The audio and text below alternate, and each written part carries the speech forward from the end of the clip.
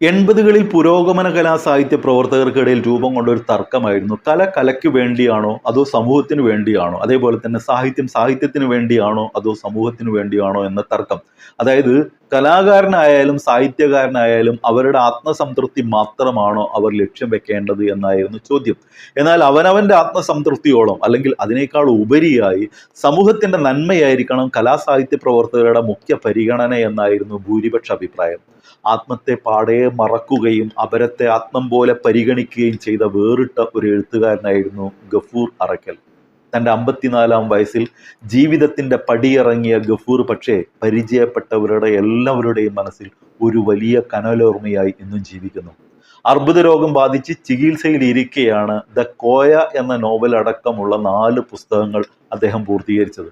എന്നാൽ മാതൃഭൂമി പുറത്തിറക്കിയ ദ കോയ എന്ന നോവലിന്റെ പ്രകാശന ചടങ്ങ് കഴിഞ്ഞ വർഷം, അതായത് 2023 ആഗസ്റ്റ് 18 വൈകിട്ട് കോഴിക്കോട് വെച്ച് നടത്താനിരിക്കെയാണ് അതേ ദിവസം ഉച്ചയ്ക്ക് 2 മണിക്ക് ഗഫൂർ അറക്കൽ ഈ ലോകത്തോട് വിട പറയുന്നത്. ഇക്കഴിഞ്ഞ ആഗസ്റ്റ് 18 ഗഫൂറിന്റെ സുഹൃത്തുക്കൾ ചേർന്ന് ചേളാരിയിൽ സംഘടിപ്പിച്ച അനുസ്മരണ പരിപാടിയിൽ ദ കോയ എന്ന നോവലുമായി ബന്ധപ്പെട്ട പുസ്തക ചർച്ചയിൽ ഗഫൂർ അറക്കലിന്റെ സുഹൃത്തും താന്നൂർ ഗവൺമെന്റ് കോളേജ് അധ്യാപികയുമായ ഡോക്ടർ പി സിന്ധു പറഞ്ഞ ചില കാര്യങ്ങൾ വളരെ ഹൃദയസ്പർശിയായി തോന്നി. നോവലിനെ മാത്രമല്ല, എഴുത്തുകാരനെയും അദ്ദേഹത്തിന്റെ മറ്റു രചനകളെയും വളരെ കൃത്യമായി വായിക്കുന്നുണ്ട് ഡോക്ടർ സിന്ധു. ഇവിടെ നിൽക്കുന്ന സമയത്ത് എനിക്ക് ഒരേ സമയം സങ്കടവും സന്തോഷവും ഉള്ളൊരു സമയമാണത്. സങ്കടം എന്ന് പറയുന്നത് ഗഫൂർക്കയുടെ ഒരു അസാന്നിധ്യത്തിൻ്റെ ഒരു അടയാളമാണ് എൻ്റെ ഈ നിൽപ്പ് എന്നുള്ളതാണ്.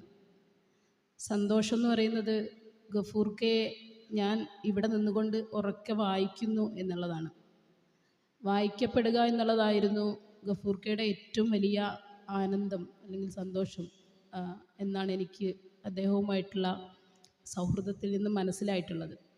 ഇപ്പോൾ ഗഫൂർക്കയെ സംബന്ധിച്ച് ഇപ്പം ഇവിടെ പല ആളുകളും സംസാരിച്ചപ്പോൾ സൂചിപ്പിച്ചതുപോലെ അദ്ദേഹത്തിന് ആത്മം അപരം എന്നില്ലായിരുന്നു എന്നുള്ളതാണ് എൻ്റെ ഒരു അനുഭവം. അദ്ദേഹത്തിന് എല്ലാം ആത്മമായിരുന്നു, അപരവും ആത്മമായിരുന്നു എന്നുള്ളതാണ്. അപ്പം അതുകൊണ്ട് തന്നെക്കുറിച്ച് അദ്ദേഹം ഒരെഴുത്തിലും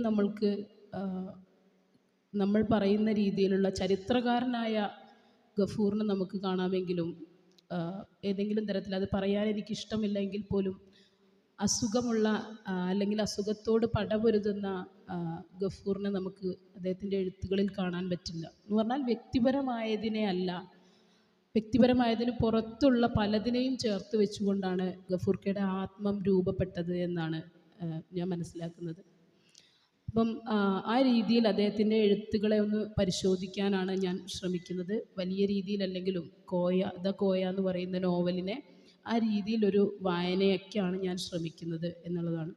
അപ്പം ഇപ്പോൾ ഇത് സംസാരിക്കുമ്പോഴും ഇവിടെ നിൽക്കുമ്പോഴും ഈ പറഞ്ഞ പോലെ ഒരു വലിയ സാന്നിധ്യം ഇവിടെ ഇരിക്കുന്ന എല്ലാ മനുഷ്യരിലും ചെറുതും വലുതുമായ രീതിയിലുള്ള ഒരു സാന്നിധ്യമായിട്ട് അദ്ദേഹം ഇവിടെ ഉണ്ട് എന്നാണ് ഞാൻ മനസ്സിലാക്കുന്നത്. കാരണം ഏത്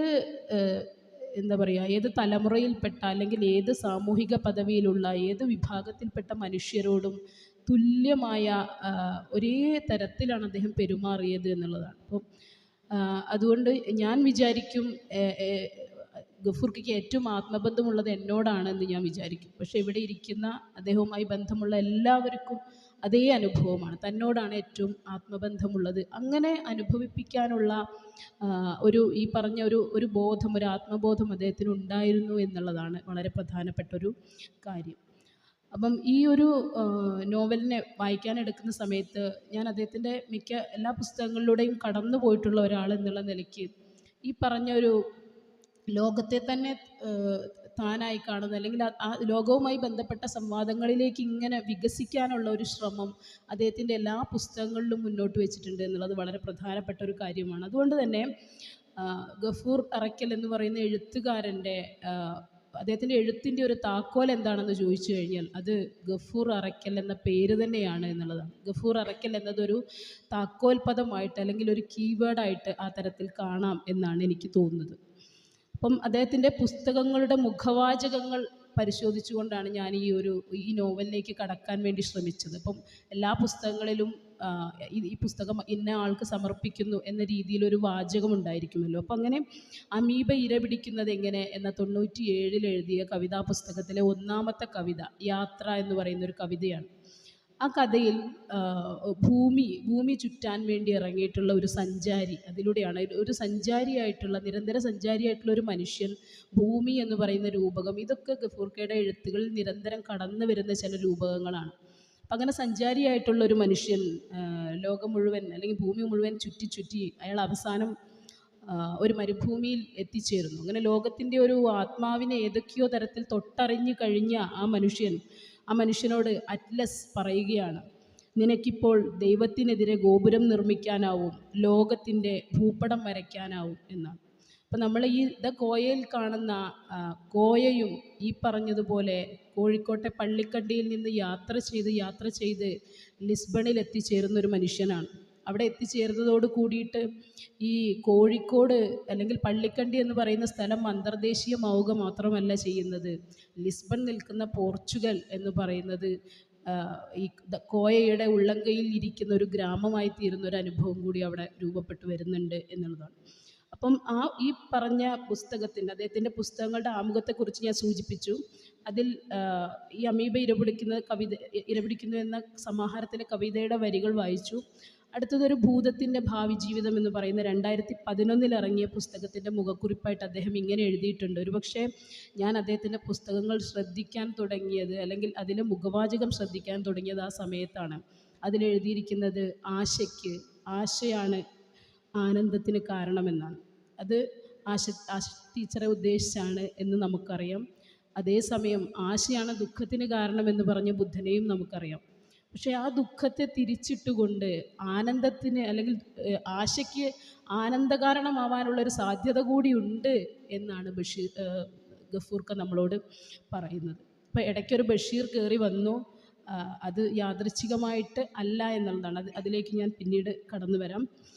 അതേപോലെ തന്നെ അദ്ദേഹത്തിൻ്റെ അരപ്പിരി ലൂസായ കാറ്റാടി യന്ത്രം എന്ന് പറയുന്ന പുസ്തകത്തിൽ അറിയില്ല അനുരാഗമേറെയാൾ അറിവോൾ തെറ്റിടുമൊക്കെ ഒക്കുകിൽ നിറവേറുകയില്ല കാമിതം കുറയും സഖി ഭാഗ്യശാലികൾ എന്നാണ്.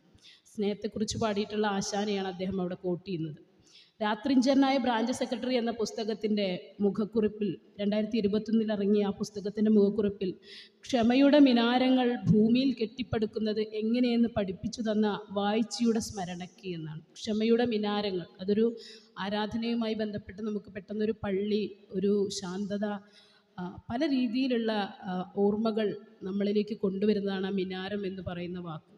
ഇങ്ങനെ ക്ഷമ, സ്നേഹം, അങ്ങനെയുള്ള ആനന്ദം, അങ്ങനെ പലതരത്തിലുള്ള വികാരങ്ങൾ പല രീതിയിൽ നമ്മളിലേക്ക് പ്രസരിപ്പിച്ച ഒരാളാണ് ഗഫൂർക്ക എന്നുള്ളതാണ് ഞാൻ ഈ പുസ്തകത്തിലൂടെ കോയ എന്ന് പറയുന്ന ആ കോയയിലൂടെയും അത് കാണാൻ കഴിയുമെന്ന് പറയാൻ വേണ്ടിയിട്ടാണ് ഞാൻ ഈ ഒരു മുഖവാചകങ്ങൾ എടുത്തത് എന്നുള്ളത്. അപ്പം കോയ എന്ന് പറയുന്നത് കോഴിക്കോട് ഭാഗത്തെ പരിചയമുള്ള ആളുകൾക്കറിയാം. മുസ്ലിം എന്നതിൻ്റെ പര്യായമായിട്ട് പലപ്പോഴും ഉപയോഗിക്കുന്ന ഒരു വാക്കാണ്. അപ്പോൾ അവിടെ എൻ്റെ ആ വീട്ടിൽ പുതിയ ആൾക്കാർ വന്നിട്ടുണ്ട്, കോയമാരാണ് എന്ന് പറഞ്ഞു കഴിഞ്ഞാൽ മുസ്ലിം ആണ് എന്നുള്ള സൂചനയാണ്. അപ്പം അങ്ങനെ അത് ഒരു എന്താ പറയുക, ജാതിപ്പേര് വിളിക്കുന്നത് പോലെയോ അല്ലെങ്കിൽ ഒരു സമുദായത്തെ സൂചിപ്പിക്കുന്നത് പോലെയോ ഒരു ബഹുമാനം വേണ്ടാത്ത തരത്തിൽ പ്രയോഗിക്കുന്ന ഒരു വാക്കാണ് കോയ. അത് കോയമാരാണ് എന്ന് പറയുന്നത്. പക്ഷേ ഇവിടെ അദ്ദേഹം കോയ എന്ന് പറയുമ്പം ആ വാക്കിനൊരു വേറെ മാനം കൈവരുന്നുണ്ട്. അത് നേരത്തെ അനിൽ മാഷും KN മാഷൊക്കെ പറഞ്ഞതുപോലെ അതൊരു വെറും ഒരു കോയയല്ലാതായിത്തീരുന്ന അനുഭവമുണ്ട് എന്നുള്ളതാണ്. അങ്ങനെ ഞാൻ ഈ ഒരു സംഗതിയെ വായിക്കുന്നത് എങ്ങനെയാണെന്ന് ചോദിച്ചാൽ, ഈ പറയുന്ന അമീബ ഇരപിടിക്കുന്നത് എങ്ങനെ എന്ന കവിതയിൽ ലോകം ചുറ്റാനിറങ്ങിയ ആ സഞ്ചാരി പിന്നീട് എത്തിച്ചേരുന്ന അദ്ദേഹത്തിൻ്റെ മറ്റൊരു പുസ്തകമായിട്ടുള്ള ഹോർത്തൂസുകളുടെ ചോമി എന്ന് പറയുന്ന പുസ്തകത്തിലൊരു കുട്ടിയുടെ കഥാപാത്രമുണ്ട്. മനു എന്നു പേരുള്ള ഒരു കുട്ടിയുടെ കഥാപാത്രമുണ്ട്. അവിടെ നിന്ന് അരപ്പിരി ലൂസായ കാറ്റാടി യന്ത്രത്തിലേക്ക് വരുന്ന സമയത്ത് അതിൽ രമണൻ എന്നും ആദം എന്നും കബീർ എന്നും അങ്ങനെ പല പേരുകളിലൂടെ കടന്നു വരുന്ന പ്രണയത്തിൻ്റെ തന്നെ ഒരു രൂപകമായിട്ടുള്ള ഒരു ചെറുപ്പക്കാരൻ്റെ കഥ പറയുന്നുണ്ട്. അയാളും ഇതുപോലെ ലോകത്തിൻ്റെ ഉള്ളറിയാൻ അല്ലെങ്കിൽ സ്നേഹത്തെക്കുറിച്ചിട്ടുള്ള അറിവ് തേടി ഇറങ്ങിയിട്ടുള്ള ഒരു ചെറുപ്പക്കാരനാണ്. ആ ചെറുപ്പക്കാരിൽ നിന്ന് പിന്നെയാണ് ഈ പറയുന്ന കോയയിലേക്ക് എത്തിച്ചേർന്നത്. അപ്പോൾ യഥാർത്ഥത്തിൽ അദ്ദേഹത്തിൻ്റെ എഴുത്ത് ജീവിതത്തിൽ തന്നെ ഈ പറയുന്നത് പോലെയുള്ള ഒരു സഞ്ചാരം, ഈ സ്നേഹത്തെക്കുറിച്ച് അല്ലെങ്കിൽ ചരിത്രത്തെക്കുറിച്ചൊക്കെയുള്ള ഒരു അന്വേഷണ കുതുകിയായ ഒരു മനുഷ്യൻ്റെ സഞ്ചാരമാണ് നമുക്ക് കാണാൻ കഴിയുക എന്നുള്ളതാണ്. അപ്പം അതുപോലെ തന്നെ പ്രധാനപ്പെട്ട ഒരു സംഗതി എന്ന് പറയുന്നത് ചരിത്രത്തെക്കുറിച്ച് ഇപ്പോൾ ദിവ്യ വളരെ വിശദമായിട്ട് അതിനെക്കുറിച്ച് പറയുകയുണ്ടായി. ചരിത്രത്തെക്കുറിച്ചുള്ള അദ്ദേഹത്തിൻ്റെ ഒരു കാഴ്ചപ്പാട്, അപ്പം ഞാൻ വ്യക്തിപരമായിട്ട് ഞാൻ അദ്ദേഹത്തെ കുറിച്ച് പറയാൻ ആഗ്രഹിക്കുന്ന ഒരു വാക്ക്, ഈ പേപ്പറിന് തന്നെ ഞാൻ കൊടുക്കുന്ന ഒരു തലക്കെട്ട് എന്ന് പറയുന്നത് ഒരു ചരിത്രകാരൻ്റെ വർത്തമാന ജീവിതം എന്നാണ്. അപ്പം അടിമുടി ചരിത്രമായി തീർന്ന ഒരു മനുഷ്യനാണ് ഗഫൂർക്ക എന്ന് ഞാൻ പറയും. കാരണം അദ്ദേഹത്തിൻ്റെ സംസാരം മുഴുവൻ എപ്പോഴും ചരിത്രം പറഞ്ഞുകൊണ്ടിരിക്കുക എന്നുള്ളതായിരുന്നു. നമ്മളൊരു ചെറിയ വാക്ക് പറഞ്ഞു കഴിഞ്ഞാൽ അദ്ദേഹം ഒരു വിക്കിപീഡിയ പോലെ അദ്ദേഹം കുറേ കാര്യങ്ങൾ അതുമായി ബന്ധപ്പെട്ട് നമ്മൾക്ക് പറഞ്ഞു തരും എന്നുള്ളതാണ്. അപ്പം അങ്ങനെ ചരിത്രം പറയുന്ന ഒരു നാട്ടുമനുഷ്യനെയാണ് നമുക്ക് അതിലൂടെ, അദ്ദേഹത്തിൻ്റെ എഴുത്തുകളിലും അതാണ് വരുന്നത്, അദ്ദേഹവും അങ്ങനെ തന്നെയായിരുന്നു എന്നുള്ളതാണ്. ഇപ്പോൾ ബാലസാഹിത്യ കൃതികൾ അടക്കമുള്ള കൃതികൾ അദ്ദേഹം എഴുതിയിട്ടുണ്ട്. അതിനകത്തൊക്കെ ഈ ചരിത്രം എന്ന് പറയുന്ന വ്യവഹാര രൂപത്തെ അദ്ദേഹം ഉപയോഗിക്കുന്നുണ്ട്. നമുക്കറിയാം എന്നും ഏത് കാലത്തും ചരിത്രം എന്ന് പറയുന്നത് വളരെ സൂക്ഷിച്ച് ഉപയോഗിക്കേണ്ട ഒരു വ്യവഹാര രൂപമാണെന്ന് നമുക്കറിയാം. കാരണം ചരിത്രത്തെ എടുത്തുകൊണ്ട് പല രീതിയിൽ അതിനെ വ്യാഖ്യാനിക്കാനും ദുർവ്യാഖ്യാനിക്കാനും ഒക്കെ സ്പേസുള്ള ഒരു സ്ഥലത്താണ് നമ്മൾ ജീവിക്കുന്നത് എന്നുള്ളത് കൊണ്ട് വളരെ സൂക്ഷിച്ച് ഉപയോഗിക്കണം. പക്ഷേ അതിനെ നിർഭയമായിട്ട് ഭയലേശമന്യേ ചരിത്രത്തെ എടുത്ത് ഉപയോഗിക്കുന്നു എന്നുള്ള ഒരു സംഗതി അദ്ദേഹത്തിൻ്റെ നോവലുകളെ മുൻനിർത്തിയിട്ട് നമുക്ക് കാണാൻ കഴിയും. അതായത് ഒരു സാധാരണ മനുഷ്യൻ്റെ നിത്യസംഭാഷണം തന്നെ ചരിത്രമായി തീരുന്നൊരവസ്ഥ എന്ന് പറഞ്ഞാൽ, ചരിത്രത്തെയും ഒരു സാധാരണ മനുഷ്യനെയും കോയിൻ ചെയ്തെടുത്ത ഒരു പ്രത്യേക തരം മനുഷ്യരെയാണ് നമുക്ക് ഈ പറഞ്ഞതിലൊക്കെ നായക സ്ഥാനത്ത് കാണാൻ പറ്റുന്നത് എന്നുള്ളതാണ്. അപ്പം അത് എന്തുകൊണ്ടായിരിക്കും അദ്ദേഹം ഇങ്ങനെ ഒരു ഭയമില്ലാതെ ഈ തരത്തിലുള്ളൊരു ആഖ്യാന രീതിയെ നോവലിസ്റ്റ് ഗഫൂർക്ക പ്രധാനമായിട്ട് സ്വീകരിച്ചത് എന്ന് അന്വേഷിക്കുന്ന സമയത്ത് 2 കാര്യങ്ങളാണ് അതേക്കുറിച്ച് എനിക്ക് തോന്നുന്നത്. ഒന്ന്, നമ്മൾ നിരന്തരം ഇപ്പോൾ സംസാരിച്ചുകൊണ്ടിരിക്കുന്ന, അല്ലെങ്കിൽ കോളനിയാനന്തര കാലത്ത് നിരന്തരം സംസാരിച്ചുകൊണ്ടിരിക്കുന്ന ചരിത്രവിജ്ഞാനീയത്തിൻ്റെ ചില പരിമിതികളെക്കുറിച്ചാണ്. അതിൻ്റെ ഒരു കൊളോണിയലായിട്ടുള്ള സ്വഭാവവും അതിൻ്റെ പരിമിതികളെയും കുറിച്ചാണ് ഉള്ള ഒരു ബോധമാണ് ഒന്നാമത്തേത്. രണ്ടാമത്തേത്, ചരിത്രം എന്ന് പറയുന്നത് നിശ്ചയമായും നിത്യജീവിത വ്യവഹാരമായി മാറണം എന്നുള്ളതാണ് രണ്ടാമത്തെ ഒരു പ്രധാനപ്പെട്ട കാര്യം. നമുക്ക് ചരിത്രം അറിയാത്തവരല്ല, അല്ലെങ്കിൽ ശാസ്ത്രം അറിയാത്തവരല്ല നമ്മൾ, പക്ഷെ നമ്മുടെ നിത്യജീവിത വ്യവഹാരമായി അത് മാറുന്നുണ്ടോ എന്നുള്ളത് വളരെ പ്രധാനമാണ്. നമ്മൾ ജാതിയെക്കുറിച്ച് പഠിച്ചിട്ടുണ്ട്. ചാതുർവർണ്ണ വ്യവസ്ഥ എത്രമാത്രം മനുഷ്യവിരുദ്ധമായിരുന്നു എന്ന് നമ്മൾ പഠിച്ചിട്ടുണ്ട്. പക്ഷേ അത് നമ്മുടെ നിത്യജീവിത വ്യവഹാരമായി മാറുന്നുണ്ടോ? ആ പഠനം, ജാതി എന്ന് പറയുന്നത് ഇത്ര ഹിംസാത്മകമാണ് എന്നുള്ള നമ്മുടെ അറിവ് ഒരു പ്രായോഗികമായിട്ടുള്ള ഒരു പ്രാക്ടീസ് അല്ലെങ്കിൽ പ്രയോഗമായിട്ട് മാറുന്നുണ്ടോ എന്നുള്ളത് പ്രധാനമാണ്. ശാസ്ത്രം നമ്മൾ പഠിക്കുന്നുണ്ട്, ശാസ്ത്രം നമ്മുടെ പ്രയോഗമായി മാറുന്നുണ്ടോ എന്നുള്ളത് വളരെ പ്രധാനമാണ്. അപ്പം അങ്ങനെ ഒരു പ്രയോഗമായിട്ട് ചരിത്രബോധം അല്ലെങ്കിൽ ചരിത്രപരമായ അറിവ് ഒരു പ്രയോഗമായിട്ട് മാറണം എന്നുള്ളത് കൊണ്ടാണ് അദ്ദേഹത്തിൻ്റെ ഈ നാട്ടിലെ സാധാരണ കഥാപാത്രങ്ങൾ, സാധാരണ മനുഷ്യർ ചരിത്രം പറയുന്നവരായി തീരുന്നത് എന്നാണ് എൻ്റെ ഒരു തോന്നൽ. അപ്പം പല സ്ഥലങ്ങളിൽ, ഈ നോവലിനകത്ത് പല സ്ഥലങ്ങളിൽ ഈ കോയ തന്നെ ഇതേക്കുറിച്ച് പറയുന്നുണ്ട്. ഒരു ഭാഗത്ത് പറയുന്നു, ഏത് നാടോടി കഥയിലും കടുകുമണിയോളമെങ്കിലും പൊട്ടിത്തെറിക്കുന്ന സത്യമെങ്കിലും ഉണ്ടാവുമെന്ന് ഉറപ്പുള്ളയാളാണ് കോയ എന്ന് പറയുന്നത്.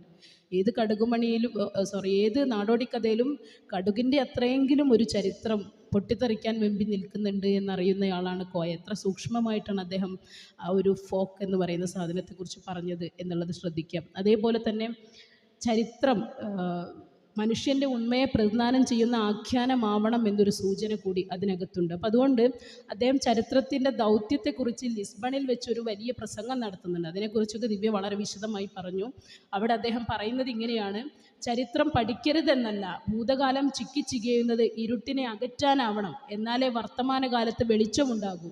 ചരിത്രമില്ലാതെ ഒരു രാജ്യത്തിനും പൗരനും നിലനിൽപ്പില്ല. നമ്മുടെ വേരുറപ്പുള്ള ഓർമ്മകളാണ് ചരിത്രം.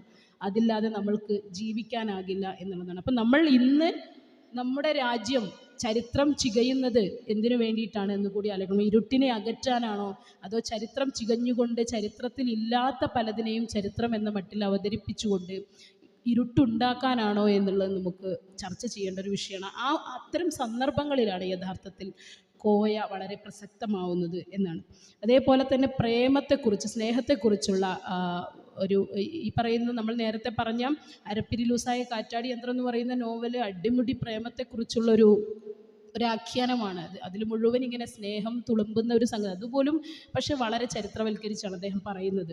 അപ്പം കോയയോട് അവിടെ വെച്ച് ലിസ്ബണിൽ വെച്ചിട്ടൊരു ഒരാൾ ചോദിക്കുന്നുണ്ട്, സ്നേഹത്തെക്കുറിച്ച് എന്താണ് നിങ്ങളുടെ അഭിപ്രായം എന്ന് ചോദിക്കുമ്പം, അത് നമ്മളെ ഹാരപ്പയിലെ എഴുത്ത് പോലെയാണ് മക്കളെ, എത്ര തലകുത്തി മറിഞ്ഞാലും വായിക്കാൻ പറ്റൂല എന്നാണ് അദ്ദേഹം അതേക്കുറിച്ച് പറയുന്നത്. അങ്ങനെ സ്നേഹത്തെക്കുറിച്ച് നിരന്തരം പറയുക എന്ന് പറയുന്നത് വളരെ പ്രധാനപ്പെട്ടൊരു ആശയമായിരുന്നു.